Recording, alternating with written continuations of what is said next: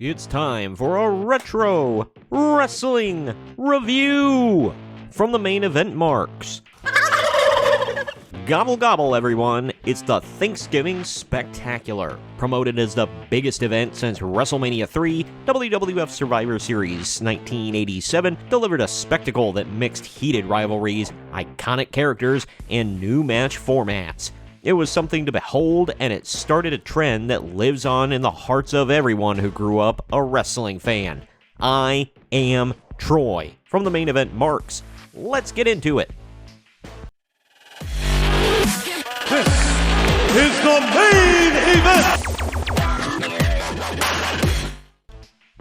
The inaugural WWF Survivor Series in 1987 took place on Thanksgiving night, November 26th, at the Richfield Coliseum in Ohio, where the Cleveland Cavaliers used to play, drawing an impressive 21,300 attendees and reaching 350,000 viewers on pay-per-view. The show kicked off with Jesse the Body Ventura and Gorilla Monsoon on commentary, setting a playful yet tense tone. "Let me tell you something, Gorilla." In classic villain fashion, Honky Tonk Man rallied his team of the King Harley Race, Hercules, Outlaw Ron Bass, and Dangerous Danny Davis, supported by managers Bobby the Brain Heenan and Mouth of the South Jimmy Hart, all embracing their over-the-top personas. Meanwhile, the Macho Man Randy Savage led his babyface team of Ricky the Dragon Steamboat, Brutus the Barber Beefcake, Jake the Snake Roberts, and Hacksaw Jim Duggan in boundless energy despite audio issues during their promo.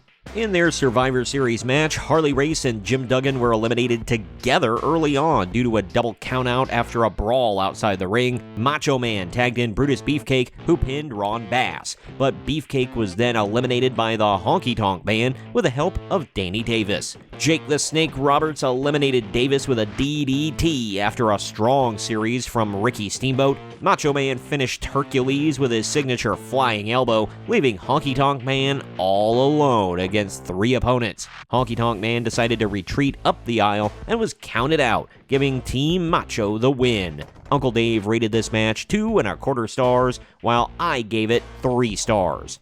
The Women's Survivor Series match was a mix of excitement and awkwardness, with commentary that frequently made outdated remarks about makeup, women's liberation, and the strength of the female wrestlers compared to men. Despite these offbeat notes, the match had some memorable highlights. It's the Fabulous Moolah, Velvet McIntyre, Rockin' Robin, and the Jumping Bomb Angels of Atsuki Yamazaki and Norio Tateno taking on Sensational Sherry, Dawn Marie, not the one from ECW, Donna Christianello, and the Glamour Girls of Judy Martin and Leilani Kai with Jimmy Hart. Velvet McIntyre scored the first elimination with a victory roll on Donna Christianello, setting a pace for her team. Although Rockin' Robin initially struggled, she managed to pin Dawn Marie with a running crossbody, but her moment of victory was short-lived. Sensational Sherry quickly countered and pinned Robin with a vertical suplex. The Glamour Girls then teamed up, using a double clothesline to eliminate the Fabulous Moolah. At one point, confusion struck when one of the Jumping Bomb Angels nearly faced elimination, although the bell rang. The referee signaled the match to continue. Velvet McIntyre continued her strong performance by pinning Sherry, the reigning Ladies Wrestling Champion,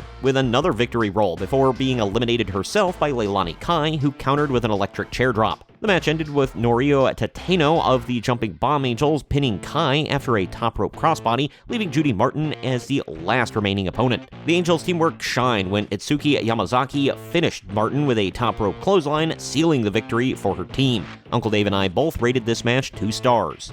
In the Tag Team Survivor Series match, the heel team, led by Bobby Heenan and joined by various other managers, consisted of Demolition, the Bolsheviks, the Dream Team, the Islanders, and the Hart Foundation. They squared off against the Babyface team, who received a loud ovation. They consisted of Strikeforce, the British Bulldogs, the Young Stallions, the Rougeau Brothers, and the Killer Bees. This was an absolute mass of humanity around the ring. Tito Santana scored the first elimination by pinning Boris Zukov. The Rougeau brothers were next eliminated by Demolition's Axe. After Santana's Strikeforce partner Rick Martel was eliminated following a strategic interference by Bret Hart, the British Bulldogs fell to Haku's sidekick. The Dream Team was then eliminated when Paul Roma performed a sunset flip on Greg Valentine. The Hart Foundation was pinned after a quick roll-through by Jim Brunzell, leaving Tama of the Islanders as the last heel standing.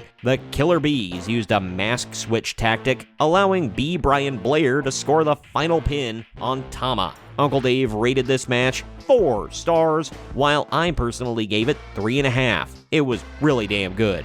Commentators Jesse Ventura and Gorilla Monsoon speculate on Ted DiBiase's Thanksgiving, leading to a segment featuring the $1 Million Man himself. In a limousine, DiBiase declares being thankful and working hard are overrated. He's only grateful for his wealth. Clips then show him taunting people with money, humiliating them, and even getting a young Rob Van Dam to kiss his feet. After an intermission filled with Monsoon and Ventura's extended commentary, Sean Mooney interviews the Honky Tonk Man, who boasts about being the last man standing for his team, challenging everyone except the Macho Man and Hulk Hogan, whom he calls jealous.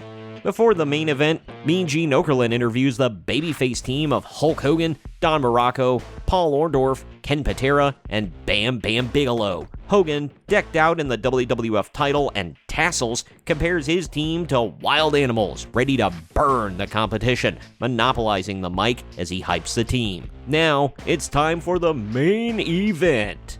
This is the main event! In the main event Survivor Series match, Andre the Giant's team of heels, consisting of Andre himself, Rick Rude, King Kong Bundy, Butch Reed, and One Man Gang, faces off against Hulk Hogan's babyface team. After Hogan eliminates Reed with a leg drop, Patera is pinned by One Man Gang. Rude rolls up Orndorff for a pin after interference by Bundy, but Morocco then power slams Rude for the next elimination. One Man Gang and Andre eliminate Morocco, and Hogan is counted out after brawling outside the ring. Left alone, Bam Bam Bigelow impressively eliminates Bundy and One Man Gang before Andre finally pins him with a suplex for the win. Afterwards, Hogan charges back in and attacks Andre with a WWF title belt, like a real babyface. Bobby the Brain Heenan restrains Andre as Hogan poses, rallying the crowd. Backstage, Andre and Heenan taunt Hogan, saying Andre's victory proves his superiority, and they're willing to face Hogan again if he dares to sign for a rematch. The show earned varied ratings, with fans appreciating the unique format and historic significance. I ended up giving it a 7 out of 10 overall. Meanwhile, IMDb and CageMatch.net were close. IMDb rated it 7.3 out of 10, while CageMatch.net gives it a 7.39 out of 10. WWF Survivor Series 1987 set the stage for future events, successfully delivering drama, fanfare, and classic wrestling entertainment from the World Wrestling Federation. Comment down below with what you thought about the event. I'd love to converse with you down in the comments section. If you'd be kind enough, please share this video around to everyone you know, and don't forget to like the video, subscribe to the channel, and click that little bell to stay up to date every time I post brand new content. I am Troy for the Main Event Marks, and I will see you next time.